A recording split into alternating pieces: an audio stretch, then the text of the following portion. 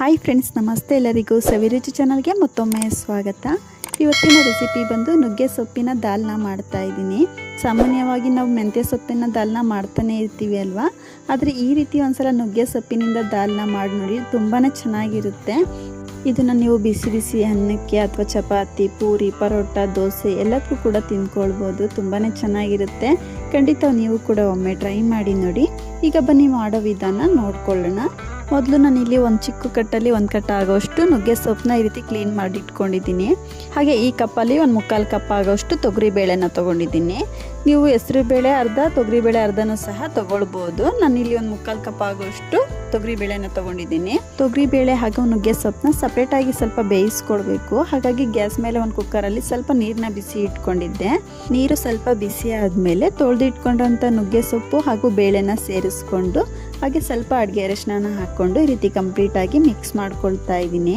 ನಾವು ತುಂಬ ಜಾಸ್ತಿ ನೀರು ಸಹ ಸೇರಿಸ್ಕೊಳ್ಳೋಕೆ ಹೋಗಬಾರ್ದು. ನುಗ್ಗೆ ಸೊಪ್ಪು ಹಾಗೂ ತೊಗರಿಬೇಳೆ ಬೇಯೋಷ್ಟು ನೀರನ್ನ ಸೇರಿಸ್ಕೊಂಡು ಕುಕ್ಕರ್ ಲಿಡ್ನ ಕ್ಲೋಸ್ ಮಾಡಿ ಒಂದು 3 ರಿಂದ 4 ವಿಸಿಲ್ ತೆಗೆಸ್ಕೊಳ್ಳೋಣ.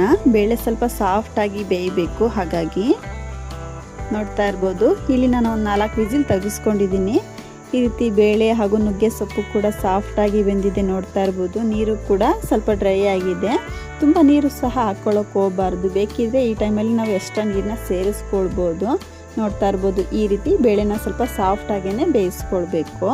ಇದಿಷ್ಟಾದರೆ ಸಾಕು. ಇದನ್ನ ಸೈಡಲ್ಲಿ ಎತ್ತಿಟ್ಕೊಂಡಿರೋಣ. ಈಗ ಗ್ಯಾಸ್ ಮೇಲೆ ಒಂದು ಕಡಾಯಿನ ಬಿಸಿ ಇಟ್ಕೊಂಡು ಇದಕ್ಕೆ ಒಂದು 2-3 ಸ್ಪೂನ್ ಆಗೋಷ್ಟು ಎಣ್ಣೆನ ಹಾಕ್ಕೊಳ್ತಾ ಇದ್ದೀನಿ. ಎಣ್ಣೆ ಸ್ವಲ್ಪ ಬಿಸಿಯಾದ ನಂತರ ಸ್ವಲ್ಪ ಸಾಸಿವೆ ಕಾಳನ್ನ ಹಾಕ್ಕೊಳ್ತಾ ಇದ್ದೀನಿ. ಹಾಗೆ ಒಂದು ಅರ್ಧ ಟೇಬಲ್ ಸ್ಪೂನ್ ಆಗೋಷ್ಟು ಜೀರಿಗೆನ ಹಾಕ್ಕೊಳ್ತಾ ಇದ್ದೀನಿ. ಈ ರೀತಿ ಸಾಸಿವೆ ಜೀರಿಗೆ ಚೆನ್ನಾಗಿ ಸಿಡಿದಾದ್ಮೇಲೆ ಒಂದು ಗೆಡ್ಡೆ ಬೆಳ್ಳುಳ್ಳಿನ ಸಿಪ್ಪೆ ತೆಗೆದು ಜಜ್ಜಿ ಹಾಕ್ಕೊಳ್ತಾ ಇದ್ದೀನಿ. ಹಾಗೆ 1-2 ಹಸಿಮೆಣಸಿನ್ಕಾಯಿ, 1-2 ಒಣಮೆಣಸಿನ್ಕಾಯಿನ ಕಟ್ ಮಾಡಿ ಸೇರಿಸ್ಕೊಂಡು ಲೋ ಫ್ಲೇಮಲ್ಲಿ ಚೆನ್ನಾಗಿ ಫ್ರೈ ಮಾಡಿಕೊಂಡು ಹಾಗೆ ಸ್ವಲ್ಪ ಹಸಿ ಕರಿಬೇವಿನ ಸೊಪ್ಪನ್ನ ಹಾಕ್ಕೊಳ್ತಾ ಇದ್ದೀನಿ. ಹಾಗೆ ಸಣ್ಣದಾಗಿ ಕಟ್ ಮಾಡಿರೋವಂಥ ಸ್ವಲ್ಪ ಈರುಳ್ಳಿನ ಹಾಕ್ಕೊಳ್ತಾ ಇದ್ದೀನಿ. ಈರುಳ್ಳಿ ಬಂದು 1-2 ಮೀಡಿಯಮ್ ಸೈಜ್ ಈರುಳ್ಳಿನ ಈ ರೀತಿ ಕಟ್ ಮಾಡಿ ಸೇರಿಸ್ಕೊಂಡು ಈರುಳ್ಳಿನ ಎಣ್ಣೆಲ್ಲ ಚೆನ್ನಾಗಿ ಫ್ರೈ ಮಾಡ್ಕೊಳ್ಳೋಣ.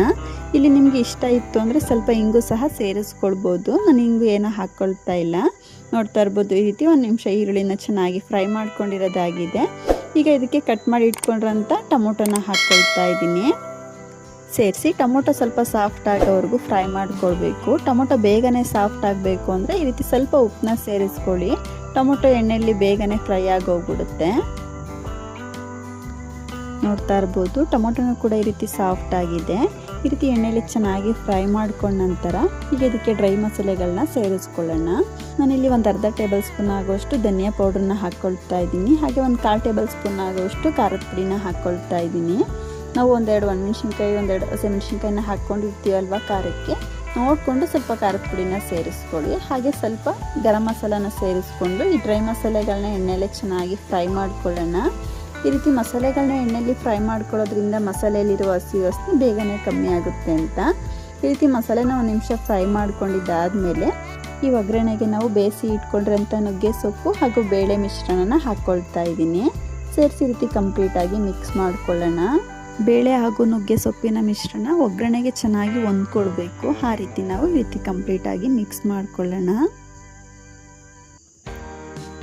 ಈ ರೀತಿ ಕಂಪ್ಲೀಟಾಗಿ ಮಿಕ್ಸ್ ಮಾಡ್ಕೊಂಡ ನಂತರ ಈಗ ಇದಕ್ಕೆ ನೀರನ್ನ ಸೇರಿಸ್ಕೊಳ್ಳೋಣ. ಬೇಳೆ ಬೇಯಿಸ್ಕೊಂಡಿರೋಂಥ ಕುಕ್ಕರ್ಗೆ ಸ್ವಲ್ಪ ನೀರನ್ನ ಹಾಕ್ಕೊಂಡು ಸೇರಿಸ್ಕೊಳ್ತಾ ಇದ್ದೀನಿ. ತುಂಬ ಜಾಸ್ತಿ ನೀರು ಸಹ ಹಾಕ್ಕೊಳ್ಳೋಕೆ ಹೋಗಬಾರ್ದು. ದಾಲ್ ಅಂದಮೇಲೆ ಸ್ವಲ್ಪ ಗಟ್ಟಿಯಾಗಿದ್ರೇ ಚೆನ್ನಾಗಿರುತ್ತೆ. ಹಂಗಂತ ತುಂಬ ಗಟ್ಟಿಯಾಗೂ ಸಹ ಮಾಡ್ಕೊಳ್ಳೋಕೆ ಹೋಗಬಾರ್ದು. ಒಂದು ಹದದಲ್ಲಿ ನಾವು ರೆಡಿ ಮಾಡ್ಕೊಳ್ಬೇಕು.